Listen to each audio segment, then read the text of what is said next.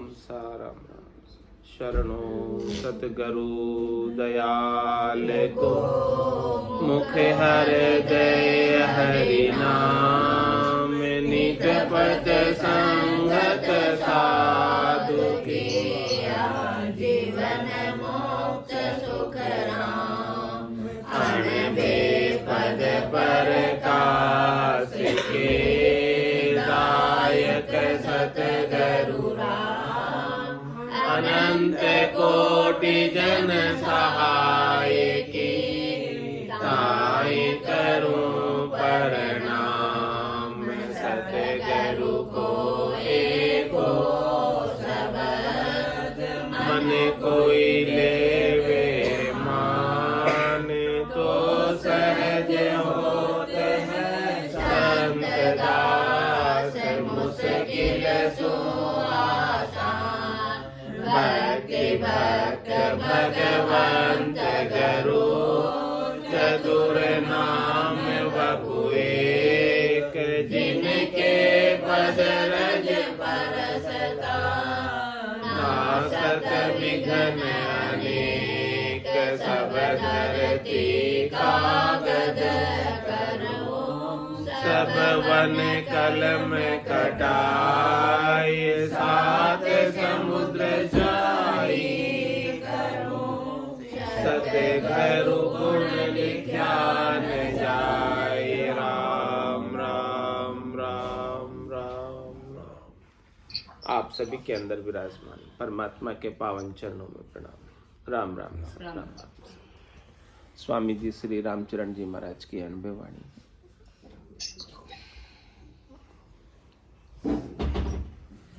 ग्रंथ प्रहलाद चरित्र चल रहा है। होली के अवसर पर महाराज प्रहलाद चरित्र के माध्यम से सच्चे ज्ञान की बात बता रहे हैं। ये सत्य ज्ञान क्या है, सत्य का सुमरण किस प्रकार से अपन करके अपन परम पद को प्राप्त कर सकते हैं, निश्चिंत हो सकते हैं, निश्चोक हो सकते हैं, निशंक हो सकते हैं, निर्भय हो सकते हैं। ऐसा सकल प्रबोध नीकादि प्रहलाद जी ने बाल सखाओं को ऐसा श्रेष्ठ ज्ञान दिया। जन प्रहलाद हित लाए, बालकों के हित के लिए कल्याण के भाव से जीवों पर दया करते हुए ऐसा उपदेश दिया। तो कह रहे परम संत परमार्थी नीकी कही बनाए। जो परम संत होते हैं, श्रेष्ठ संत होते हैं, नीके संत होते हैं, उत्तम संत होते हैं, वो हमेशा परमार्थ पर विचार करते हैं, कल्याण पर विचार करते हैं, तत्व पर विचार करते हैं, सार पर विचार करते हैं और वो नीकी बात बताते हैं, उत्तम बात बताते हैं, श्रेष्ठ बात बताते हैं। क्या बात बताइए? राम नाम छांडू नहीं गुरु को आवे गारी, जन गोपाल सखान सू क्रह प्रहलाद विचारी। कह रहे कि मैं राम नाम को छोड़ नहीं सकता, यानी सत का सुमरण, अविनाशी का सुमरण, ब्रह्म का सुमरण, सतराम का सुमरण में छोड़ नहीं सकता। यदि मैं छोड़ दूं और छोड़कर शरीर संसार के सुखों में, इंद्रियों वस्तुओं के सुखों में लग जाऊं तो क्या कह रहे हैं? गुरु को आवे गारी, यानी मैं गुरु को गाली दे रहा हूं उसके समान है। गुरु की बात नहीं मानती। हाँ, गुरु की बात नहीं मानना गुरु को गाली देने के समान। गुरु ने तो मुझे सतराम का सुमरण का वेद बताया, ज्ञान दिया, और वो मैं नहीं करूं तो गुरु को गाली हो जाती है, उससे गुरु का अपमान हो जाता है। गुरुमुखी नहीं रहते फिर आप मनमुखी हो जाते हो।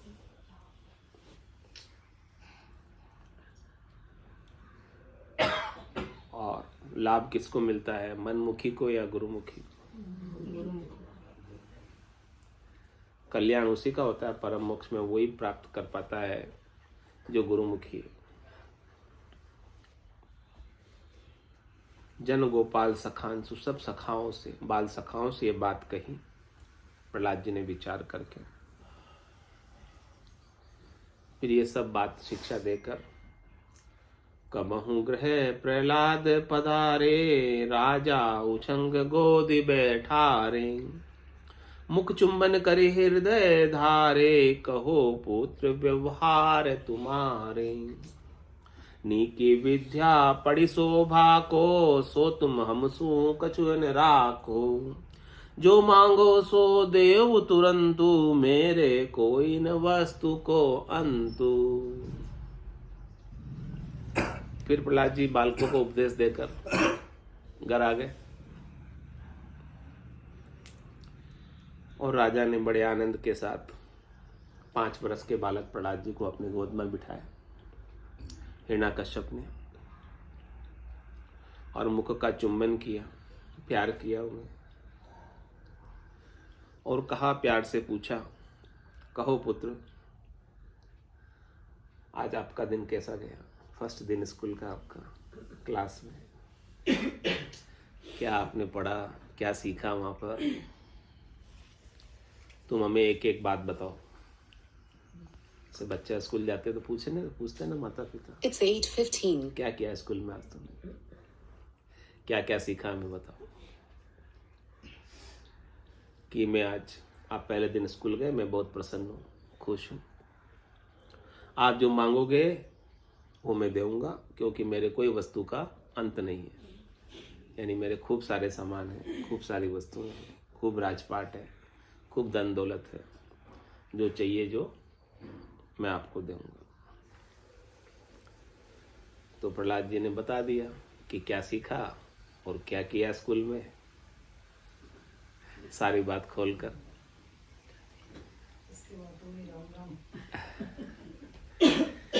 तो प्रहलाद उवाच में कह रहे हैं प्रहलाद जी,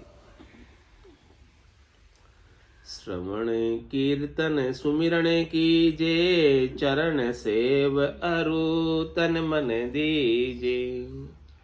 वंदन करे दासा तन भाव, दृढ़ विश्वास ते सखा कहा। अरु आत्मा समर्पण कीजे, नवदा भगति प्रेम मन दीजे। विद्या सो जो ब्रह्म पिछाने, और अविद्या प्रपंच जाने। जब लग में मेरी नहीं भूले, तो तन पाए कवन विधि फूले। सब जग बंध्यो अहु अरु ममता, साधु सब तजी राम ही रमता। होम यज्ञ व्रत पूजा दाना, बलि देवत से जिग विधि नाना। काहे तात करे विदेती, सब तजी भजिए राम संगेती। भगवत बिना सद्य सुख नाहि, सकल जीव भूले भ्रम माहि। पर्यो भरम भूल्यो भगवाना, खोवे जन्म वृथा सत माना। लोह कनक एक ही बेड़ी, जो नीका करी देखो हेरी।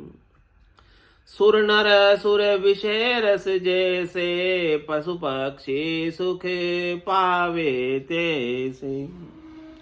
रजु के सरप सकल जग खायो, यू सपने जगत विश्व ढहकायो।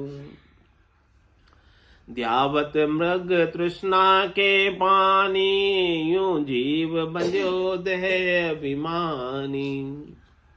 सुख नलनी दृष्टांत दिखायो, यूं विधि जीव अबंध बंधायो। छाड़ी देहि तो कोने बांध्यो, यो ज्ञान करे दुख आराध्यो। सो में सोवत गई 50, 12 बरस बालपन नाश। काम केली के गृह व्यवहारा, राम भक्ति बिन मर्यो संसारा। वेदागम वर विद्या बाना, हरि बिन काई पढ़े ये आना। विद्या भगति राम को भजनो, आन सकल कर मन को तजनु। जे खल तुच्छ कर्म न अवगाहे, ताही में सदे फल को चाहे। सो सदे फल नहीं पावे, क्यों ही करी करी शरम भर में यूं ही। ताते सब तजी भजिए राम, सदा निरंतर हुए नहीं काम। विषय व्यवहार सब दहजू आवे, राम भजन विधि कबहू के पावे। बार बार नर देह नहीं पइये, अवसर गए बहुरी पीछे तई। ताते अवसर अब के पायो, कृपा करि गुरु कह समझायो। संसति मिटे सो विद्या भावे, और अविद्या को धावे। ऐसी विद्या तात में जानू, और सकल अविद्या ही मानू। यह विचार हम तुमसे भाकी, मुनि नारद की सुन के साकी। और पाठ सो नाही भावे, असुर सुने बहुत पिछतावे। 5 बरस के बालक प्रहलाद जी ने अपने पिता हिरण्यकश्यप को इतना अद्भुत विलक्षण ज्ञान, जो माता कयादु के गर्भ में उन्होंने नारद जी से सत्संग के माध्यम से, कथा के माध्यम से श्रवण किया था, उन्होंने अपने हृदय में धार लिया और पक्की दृढ़ता के साथ आज अपने पिता को सिखा रहे हुए ज्ञान।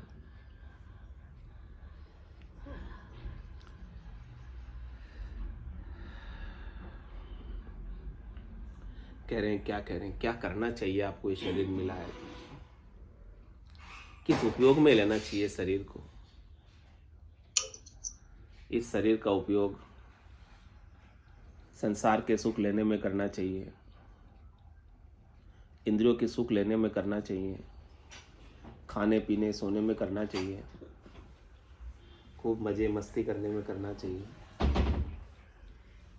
क्यों मिला? इसलिए ना, खेलने कूदने के लिए, सुख लेने के लिए संसार का आया ही जीव, इसलिए ना इसका उपयोग इसी में करना चाहिए। नहीं क्यों?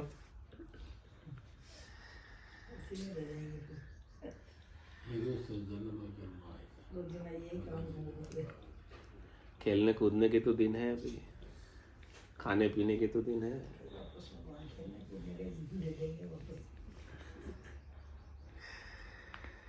कह रहे हैं आपको ये तन मिला है तो इस तन का सदुपयोग करो।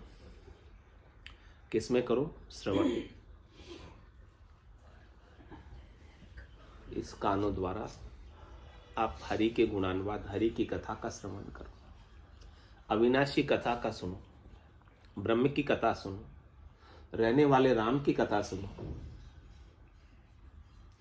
राम की कथा तो सब करते हैं, लेकिन असली राम का किसे पता ही नहीं है। राम कथा तो बोध हो रही है, लेकिन वो रहने वाले राम की कथा कहीं कहीं सुनने को मिलती है। एक राम दशरथ गर डोले, एक राम गट गट में बोले, एक राम का सकल पसारा, एक राम है सब सुन्यारा, 3 राम है लोक व्यवहारा, चौथे राम का करो विचार। महाराज कह रहे कि ऐसे राम की कथा सुनो जो कभी मरता ही, जो कभी जन्मा ही, जो किसी का बेटा है ही नहीं, जो सबका बाप है। आप यहाँ बैठे हो, आप भी बाप हो सबके। आप किसी के बेटे तो नहीं हो ना? हो, बेटे भी हो। बेटे थे तभी तो बाप। लेकिन वो राम किसी का बेटा नहीं है। बोलो, वो राम कैसा है? किसी का बेटा ही नहीं हो। जो जन्मा ही नहीं तो क्या हो? बेटा बाप। अजन्मा हो, अजोनी, निरंजन, निराकार है। ऐसे राम की कथा सुनो। तो महाराज कह रहे श्रवण कीर्तन सुमिरन कीजिए। ऐसे राम का कीर्तन करो, ऐसे राम को याद करो, ऐसे राम का सुमिरन करो। आपको ये देह मिली तो। और क्या करें? चरण सेव अरु तन मन दीजे। ऐसे राम के चरणों की सेवा करो। ऐसे राम के चरण कहाँ है? ढूंढे हम।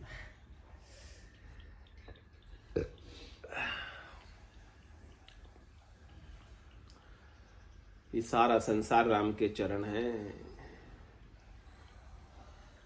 ये पूरा विश्व राम के चरण, उनकी सेवा करो। चरण सेव अरु तन मन दीजे। आपके तन को ऐसे जीवों की सेवा में, ऐसे जीवों की दया में लगा दो। ऐसे ज्ञान को देने में लगा दो जिससे सब जीव निर्भय हो जाए। महाराज कह रहे मुझे मेरी सोच नहीं है, मुझे किसकी सोच है? किम तारू जग सेंग, सोच मोटो मुझमाई, कया न माने कोई भेद अर्था में। तो कह रहे चरण सेव अरु तन मन दीजे। आप अपने तन को सेवा में लगा दो, आप अपने मन को सेवा में लगा दो। हम तो क्या करते हैं? हमारे मन के सुखों को शब्द रूप रस गंध स्पर्श 5 ज्ञानेंद्रियों के 5 कर्मेंद्रियों के सुखों को भोगने में लगाते हैं। और इस तन को भी हमारे ही स्वार्थ पूर्ति के सुखों के लिए पूरे दिन प्रयास करते रहते हैं। तो ये तन आपको आपके सुखों के भोग के लिए नहीं मिला है, बल्कि सेवा के लिए मिला है। तो इस प्रकार से तन मिला है। ये तन भी है किसी का दिया, और ये धन भी है किसी का दिया। आपका नहीं है, दोनों भी। तो जिसका दिया है उसकी सेवा में लगा दो। तो चरण सेव अरु तन मन दीजे।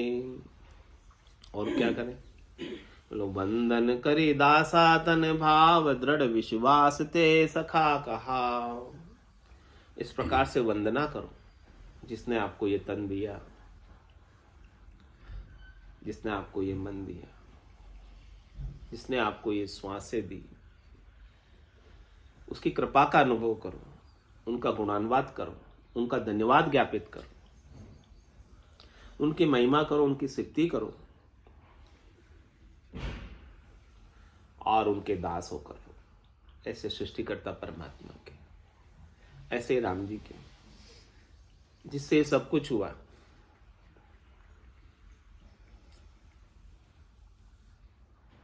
राम जी के दास हो जाओ तो आपके सारे दुख मिट जाएंगे। कोई तन दुखी, कोई मन दुखी, कोई धन बिन फिरत उदास, थोड़े थोड़े सब ही दुखी। तो फिर सुखी कौन है? राम का दास। सुखी राम का दास। वो सुखी क्यों है? क्योंकि वो दास बन गया। अब दास बनने के बाद उसने अपने आप को राम जी के सौंप दिया। अब सौंप देने के बाद जाय विधि राखे राम, ताई विधि रही है, विधि का विधान मान, हानि लाभ सही है। राम राम राम राम राम राम। उसको हानि में भी खुशी नहीं है, दुख नहीं है, लाभ में भी खुशी नहीं है, दुख नहीं है, दोनों में सम है। क्योंकि दास हो गया, नौकर हो गया। हानि है या लाभ है तो किसका है? नौकर का या सेठ का?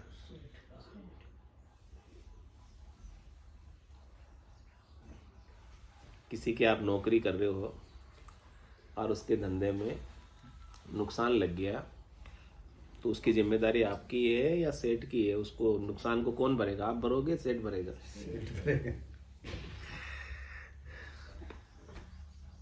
ऐसे ही आप दास बन जाओ। हाँ, भगवान का नुकसान है। नुकसान होगा तो भगवान का होगा, और नफा होगा तो उसका होगा। आपका क्या है? आपके तो दिन अस्त मजदूर मस्त।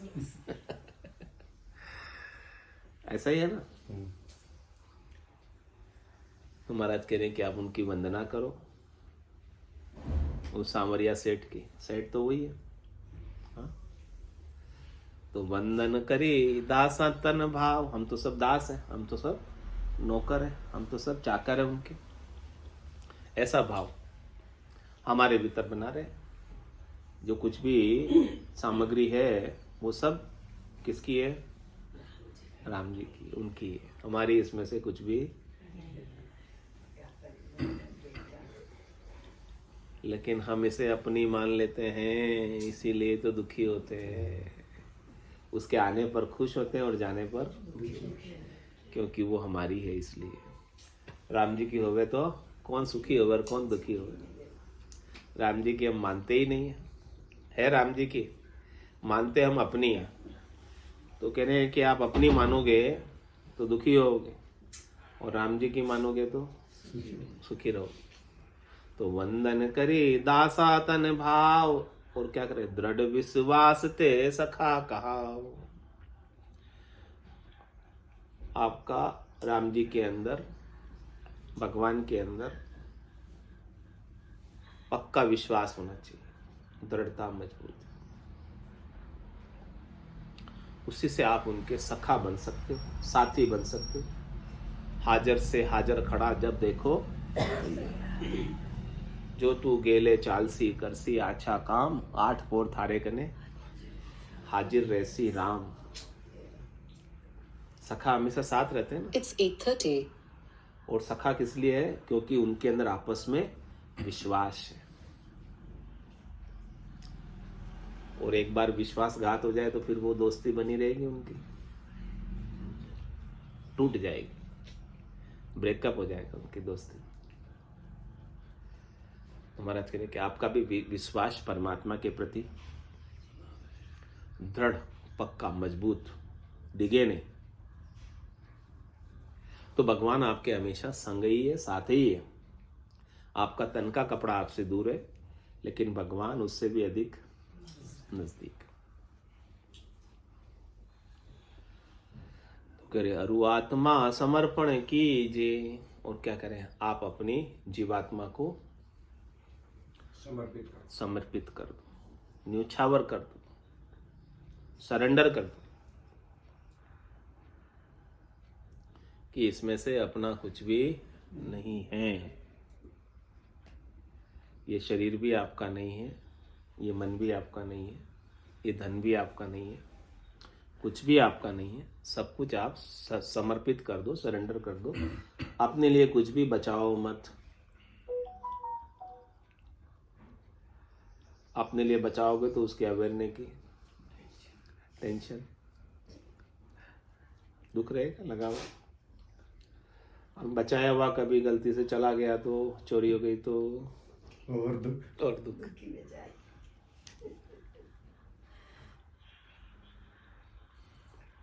तो आप क्यों नहीं सब कुछ समर्पित कर देते हो? जिसका है तेरा तुझको अर्पण, मेरा क्या लागे मेरा, है ही उसका। लेकिन हम गलती से उसे अपना मान बैठते हैं, इसीलिए रोज ओम जय जगदीश हरे की आरती में बुलवाते हैं, तेरा तुझको अर्पण क्या लागे मेरा। ब्रह्म की आरती है ओम जय जगदीश हरे की आरती। हाँ, वो जबरदस्त ज्ञान की आरती है, पावरफुल है। तो और वो आत्मा समर्पण कीजिए, आप अपनी जीवात्मा को परमात्मा के समर्पित कर दो। आप तन को सौंप दो, मन को सौंप दो, इस जीव को सौंप दो, और आपकी आत्मा जो बूंद है इसे भी सागर को सौंप दो। जब ये बूंद सागर को सौंप दोगे तो फिर ये बूंद क्या बन जाएगी? सागर, सागर बन जाएगी। और कह रहे नवदा भगति प्रेम मन दीजिए। अब आपका मन है, अभी मन को क्या करें, कहीं तो लगाना पड़ेगा ना। मन है तो मन को तो कुछ ना कुछ चाहिए, काम चाहिए, आरंभ चाहिए। और मन को काम इंद्रियों के चाहिए। 5 ज्ञानेंद्रियों के, 5 कर्मेंद्रियों का राजा है मन, इनको चलाने वाला है। तो महाराज कह रहे कि आपकी ज्ञानेंद्रिया कर्मेंद्रिया भी तो खाली नहीं बैठ सकती है। तो ये संसार के विषयों में जाए, इससे तो अच्छा है कि इसको आप नवदा भक्ति में लगा दो। 5 ज्ञानेंद्रियों को, 5 कर्मेंद्रियों, कम से कम रजोगुण में, तमोगुण में तो नहीं जाए, वहां से हटाकर सतोगुण में लगाओ, अच्छे कामों में लगाओ, लगा ही रहो, जिससे आप आगे बढ़ सको।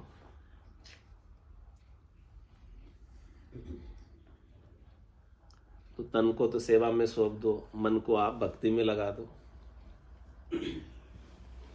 तो नवदा भगति प्रेम मन दीजिए, और प्रेम से करना है वो भी, तभी उसका फायदा होता है, तभी उसका लाभ होता है। और ये सब चीजें तो तन और मन को तो लगाना ही, ये सब प्रकृति के बने हुए, प्रकृति के कामों में लगाना है। उससे इनको खुशी मिलेगी, उससे इनको गुड फीलिंग आएगी, उससे इनको अच्छा लगेगा। और अपने मूल चीज को यानी आत्म चेतन को कहाँ लगाना है। तन को लगाने की बात महाराज ने बता दी कि सेवा में लगा सकते हो आप दास बन के। किसकी सेवा करनी है? भगवान के ही जनों की, क्योंकि सबके अंदर भगवान का ही रूप है, सब जगह ईश्वर रूप है। भलो बुरो नहीं कोई, जाकी जैसी भावना जैसो ही फल हुई। तो नवदा भगति प्रेम मन दीजे, इसमें आपका मन लगा दो, उसे मन लग भी जाता है तो ये अच्छा है। कम से कम मन खाली रहता है तो खाली दिमाग, तो उससे अच्छा है कि कम से कम कुछ अच्छा काम तो कर रहा है। और कह रहे वास्तव में विद्या क्या है, वास्तव में ज्ञान क्या है? तो विद्या सो जो ब्रह्म पिचाने, और अविद्या प्रपंच ही जाने। असली विद्या, असली ज्ञान क्या है? कह रहे हैं कि ब्रह्म को पहचानना, आत्मा को पहचानना, स्वरूप को पहचानना, सत्य को पहचानना, साक्षी को, दृष्टा को पहचानना, जानने वाले को जानना, जानने वाले की समझ करना, ये वास्तविक ज्ञान है, वास्तविक विद्या है। जानने वाले को नहीं जाना और सबको जान लिया तो महाराज कह रहे कि आपने प्रपंच किया और कुछ भी नहीं किया, उसमें से आपका कोई काम का नहीं है जब तक आपने अपने स्वरूप को नहीं जाना। कह रहे आपको श्रुत ज्ञान है खूब, आपको मति ज्ञान है खूब, आपको अवध ज्ञान भी है, लाख कोस का डाव भी बता देते हो, 1,00,000 किलोमीटर दूर क्या हो रहा है क्या नहीं हो रहा है सब बातें बता देते हो, भूत भविष्य वर्तमान की बातें बता देते हो, आपको मन पर्याय ज्ञान है, दूसरों के मन को पढ़ लेते हो, उसके मन में क्या चल रहा है ये भी आप बता देते हो, आप क्या सोच रहे हो वो भी बता देते हो। लेकिन महाराज ने कहा ये सब ज्ञान कैसे है? प्रपंच, प्रपंच। इससे आपको क्या हाथ लगेगा? ये सब करने से क्या फायदा होगा आपको? माया मिली, माया साथ लेके जाएगी। तो ये सब प्रपंच है, ये सब यहीं रह जाने वाली है, इसमें से कुछ भी काम आने वाला नहीं है। ज्ञान है तो केवल्य ज्ञान है, तत्व ज्ञान है, 60 चीज का ज्ञान है, 5वां ज्ञान। वो ज्ञान वास्तव में ज्ञान है, ब्रह्म को पहचानने का ज्ञान ही ज्ञान कहलाता है। बाकी 4 ज्ञान को क्या बोलेंगे? प्रपंच। तो प्रपंच में पढ़ना है या नहीं पढ़ना? लोग तो प्रपंच में ही पढ़े रहते हैं। जहाँ ये 4 ज्ञान होते हैं ना वहाँ कितनी भीड़ होती है देखना, उससे आगे बढ़ता ही नहीं। और जहाँ केवल्य ज्ञान होता ना वहाँ बिल्कुल भीड़ नहीं मिलेगी आपको। केवल्य ज्ञान के वहाँ भीड़ नहीं मिलेगी। देख लो कितने जने बैठे हैं केवल्य ज्ञान को सुनने, और आज इद्दाई सिद्धाई करामात करतूत चमत्कार पर्चे बताओ, देखो लाखों की संख्या में भीड़ आ जाएगी, क्योंकि सबको वही चाहिए। केवल्य ज्ञान को सुनने बहुत कम आएंगे। तो विद्या सो जो ब्रह्म पिचाने, और अविद्या प्रपंच ही जाने। बाकी सब विद्या है ही नहीं, सब अविद्या है, अज्ञान है, सब प्रपंच है, सब मिट जाने वाला है, रहने वाला उसमें से कुछ भी नहीं। जो दिखे सो सकल विनाशी, जो आंखों से दिख रहा है, जो कानों से सुना जा रहा है, जो मुंह से बोला जा रहा है, जो आकार है, रूप है, हाथों से पकड़ सकते हैं, जिसका स्वाद चख सकते हैं, उन सब का विनाश होने वाला है। उसमें से कुछ भी रहने वाला। तो ये विनाश है, होने वाला है, इसलिए सब प्रपंच। और कह रहे जब लग में मेरी नहीं भूले, तो तन पाए कवन विद फूले। कह रहे आप तन पाकर फूल रहे हो। क्यों फूल रहे हो?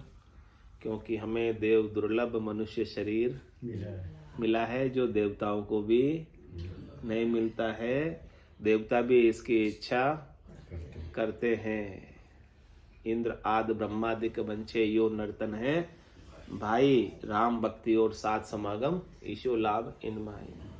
भटकत भटकत नीठ मिलियो है, मानव तन अवतारा। सुरपत देव सकल सो बंछे मिले न दूजी बारा। बहुत कष्ट कर पाई यो मिनख जन्म अवतार, इसको सुफल कर लीजिए बच के सृजनहार। बड़े भाग मानुष तन पावा, सुर दुर्लभ सब संतई गावा। साधन धाम मोक्ष कर द्वारा, पाइये जैन परलोक सिवारा। सो परथर दुख पावसी, सिर धुनि धुनि पिचताई। काल ही कर्म ही ईश्वरी, मिथ्या दोष लगाई। कह रहे हैं आपको मिल तो गया मनुष्य शरीर। इस मनुष्य शरीर को पाने का क्या उद्देश्य था? क्यों दिया परमात्मा ने कृपा करके आपको मनुष्य शरीर? क्या ये आपके पुण्यों का फल था मनुष्य शरीर पाना? यदि आपके पुण्यों का फल होता तो आपको देवताओं के ऊंचे लोकों में तेजपुंज की काया मिलती, वहां सुखों का भोग कर रहे होते। और यदि आपके पाप का फल होता तो याचनी काया मिली होती, पशुओं की योनियां मिली होती, वहां दुखों का भोग कर रहे होते। तो आपको तो मनुष्य शरीर मिला है। इसका मतलब परमात्मा चाहते हैं, परमात्मा ने आपके ऊपर विशेष कृपा की है कि आप अपने स्वरूप को जान जाओ और जानकर मेरे में मिल जाओ। इसीलिए आपको मनुष्य शरीर दिया है कृपा करके। ना आपके पुण्यों से मिला है और ना आपके पाप से मिला है। आपके पुण्य और पाप से मिलता तो तेजपुंज की काया, याचनिक काया मिलती, मनुष्य काया नहीं मिलती। पुण्य का तो इसमें रोल माना जाएगा ना। ज्यादा उत्कृष्ट पुण्य होता तो मतलब देव योनि में जाते, उससे कम था इसलिए मनुष्य योनि में आए। नहीं या तो ये माना जाए नहीं, परमात्मा की कृपा से आए। जिनको परमात्मा अपने पास बुलाना चाहते हैं उन्हीं को मनुष्य शरीर देते हैं, बाकी देते ही नहीं, क्योंकि मोक्ष का द्वार तो मनुष्य शरीर में खुला हुआ है और किसी में खुला नहीं है। और तो किसी में खुला नहीं है मोक्ष का द्वार। तो आपको मनुष्य शरीर मिला मतलब आपके ऊपर परमात्मा की विशेष, ये मान लो, ये समझ। लेकिन इस कृपा का आप उपयोग करो तब ना। तो महाराज कह रहे आप मनुष्य शरीर पाकर जब लग में मेरी नहीं भूले, तो तन पाए कवन विधि फूले। अरे भैया फूल रहे हो, मुझे देव दुर्लभ मिला, देव दुर्लभ मिला, देव दुर्लभ मिला। फूल तो रहे हो अपन के, हमको मनुष्य मिला, सबसे ऊंची देह मिनका देह मिली हमको। इस देह के मुकाबले में और कोई देह वो हमें प्राप्त है। देखो हम फूल रहे ना ऐसे, हमें उसका गर्व है कि हमको मनुष्य शरीर क्यों मिल रहा है वो। अब लेकिन अब ये पाकर भी आप मैं मेरी में पड़े हो। अभी मैं मेरी में अवध गमाई, जन्म बदी तो बाता। सिमरन सौदा कदे ने कीना, यो हीर मुसायो। तो क्या फायदा हुआ ये मनुष्य शरीर पाने का? मनुष्य शरीर पाकर आपको केवल का ज्ञान करना था और ये करना था कि मैं मनुष्य भी नहीं हूं, ना हम मनुष्य, मैं मनुष्य भी नहीं हूं, मैं शरीर भी नहीं हूं, मैं जीव भी नहीं हूं। ये ज्ञान करना था, इसलिए दिया था मनुष्य शरीर। लेकिन अभी तो आप शरीर ही बने हो, अभी तो आप जीव ही बने हो। शरीर ही बने हो इसलिए आप मर जाते हो, जीव बने हो इसलिए आप दूसरा शरीर धर लेते हो। आप अभी शुद्ध स्वरूप आत्मा बने का हो, जिसके लिए परमात्मा ने आपको ये मनुष्य शरीर दिया। नर से नारायण बनने के लिए दिया या नर से पशु बनने के लिए दिया? तब बने का हो। अभी तो वही बने पड़े हो। तो जब लग में मेरी नहीं भूले तो तन पाए कवन विद फूले। तो भाई मनुष्य शरीर का लाभ नहीं मिल रहा है, भले आप फूले फिरो कि मैं मनुष्य हूं मनुष्य हूं। मनुष्य बनने के बाद सदगुरु का ज्ञान पाकर मैं और मेरी को भूलना है। मैं क्या है? अहमता ममता, यही तो है ना मेरा।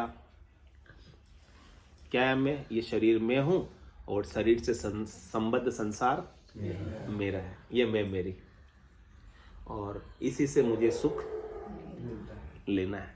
ये मैं मेरी में उलझा हुआ है। इसी के लिए पूरी आयु अवधि, पूरा समय लगा देते, पूरी जिंदगी इसमें खपा देते, और अपने स्वरूप का सिमरण कभी होता ही नहीं। सतराम का सिमरण कभी होता ही नहीं है। अविनाशी का सिमरण कभी, जो आपका सच्चा स्वरूप है, यथार्थ स्वरूप है, वास्तविक स्वरूप है, उसको कभी पहचानते ही नहीं, क्योंकि उसको पहचानने के लिए सदगुरु चाहिए। It's 8:45. बिना सदगुरु के उसकी पहचान आपको हो ही नहीं सकती, क्योंकि आप तो उसी को पहचानते हो जिसको आपने अपनी आंखों से देखा है या कानों से सुना है। उसी तो पहचानोगे ना। जिसे देखा ही नहीं, सुना ही नहीं है, उसे कैसे पहचानोगे? न देखा न सुना, कैसे पहचानोगे? महाराज तो उसकी बात कर रहे हैं कि जो आंखों से दिखता ही नहीं है, जो कानों से सुना ही नहीं देता है, उसको पहचानने की बात कर रहे हैं। बोले हम कैसे पहचान लेंगे? क्योंकि हमने कभी देखा ही नहीं, सुना ही नहीं। देखा हो सुना हो तो हम पहचान लें, आसानी से पहचान लेंगे, देखा सुना हो तो। आपका स्वरूप देखने में नहीं आता, आपका स्वरूप सुनने में नहीं आता, आपका स्वरूप पकड़ने में नहीं आता। आपकी बुद्धि की पहुंच नहीं है, कैपेबिलिटी नहीं है कि आपके स्वरूप को प्राप्त, मतलब पकड़ ले उसको, वहां तक पहुंच जाए। सदगुरु कृपा करके आपकी बुद्धि के ऊपर विवेक जगाते हैं, और विवेक से आप अपने स्वरूप तक पहुंच पाते, उसके बिना नहीं पहुंच पाते। वो कहते हैं आप शरीर नहीं हो, तो आप शरीर ही नहीं हो तो ये शरीर से संबद्ध संसार तो आपका ही रहेगा ना। फिर कैसे रहेगा? शरीर को अपना नहीं मानेंगे तो फिर तो जब शरीर ही मैं नहीं हूं तो शरीर से संबद्ध संसार भी मेरा नहीं है, तो फिर मेरा हेत तो रहेगा उनसे, फिर भी नहीं रहेगा। जग को हेत सकल दुखदायक जा संग सुखमति जान, सुखदायक सतसंगत जुग में सदगुरु चरण पीछे। बोलो राम सदगुरु देव जी महाराज परम दयाल सदगुरु सुखराम जी महाराज धन्य हो। अनंत श्री सदगुरु सुखराम जी महाराज के ज्ञान स्वरूप भगवान केवली भगवंता ने जीवा तारण जहाज मोक्ष के मालिका ने अनंत कोटि संतान राम सभा में राम राम सा राम राम सा राम राम।